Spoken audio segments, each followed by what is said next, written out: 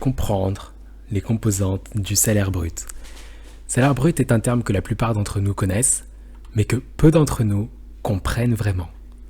Mais soyez rassurés, CGPAS Office assure vos arrières.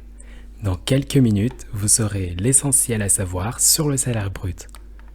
Concrètement, le salaire brut, c'est le montant total d'argent qu'un employé gagne avant que les cotisations sociales ou impôts n'en soient retirés.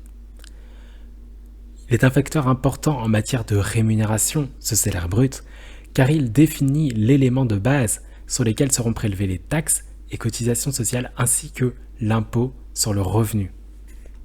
C'est concrètement ici que se joue le salaire net d'un salarié. Explorons maintenant les composantes du salaire brut. Le salaire brut est composé du salaire de base, ainsi que différents avantages qui viennent s'ajouter à ce salaire de base. Le salaire de base est le fondement du salaire brut d'un salarié. Il s'agit du montant fixe que le salarié reçoit pour son travail, généralement sur une base annuelle ou horaire. Ce montant est négocié au cours du processus d'embauche. Il varie selon l'éducation du salarié, son expérience, les normes de rémunération dans l'industrie, en gros le profil du salarié, le contexte dans lequel il se trouve. Donc, ce salaire de base est généralement reflété dans le contrat de travail et est soumis à des évaluations de performance annuelles qui peuvent entraîner des augmentations ou des diminutions, donc de la rémunération du salaire de base. En plus du salaire de base, il existe plusieurs autres éléments qui composent le salaire brut d'un salarié. Ces composants peuvent varier en fonction de la structure de rémunération de l'organisation, du rôle du salarié, de l'industrie dans laquelle il se trouve.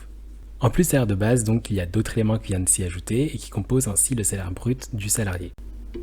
Donc, on pourrait imaginer un exemple concret d'un salaire de base qui serait à 1 709,32 €.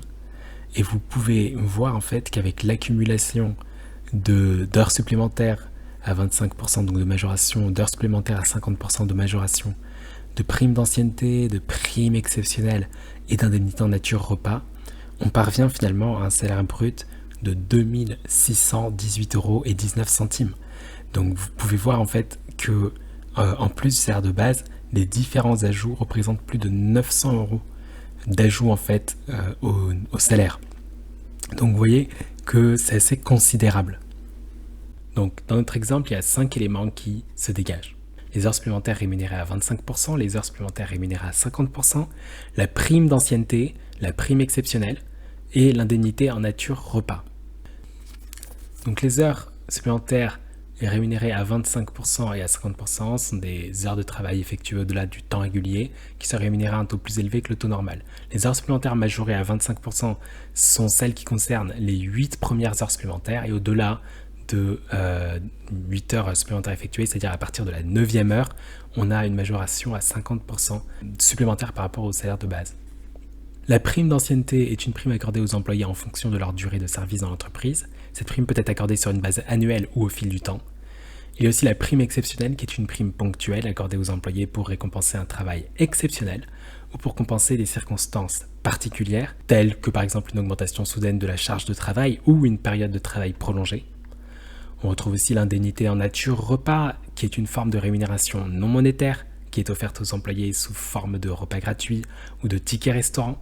Cette indemnité est destinée à aider les employés à couvrir les coûts de repas pendant les heures de travail.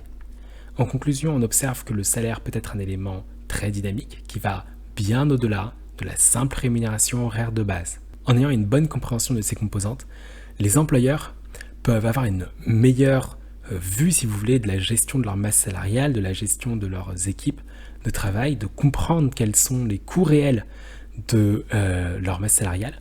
Est-ce que ce sont les salaires de base qui sont élevés? Est-ce que certaines commissions sont réellement performantes ou alors plutôt plus coûteux qu'autre chose? Et concernant les salariés, ça permet aux salariés d'avoir une meilleure vue de son salaire pour éventuellement négocier, renégocier son salaire efficacement et s'assurer qu'ils sont équitablement rémunérés pour leur travail. Nous espérons que cette vidéo vous aura plu. Si vous avez toute question, merci de la laisser dans la section commentaires, nous vous répondrons. Pour recevoir nos autres vidéos, nous vous invitons à vous abonner à notre chaîne YouTube.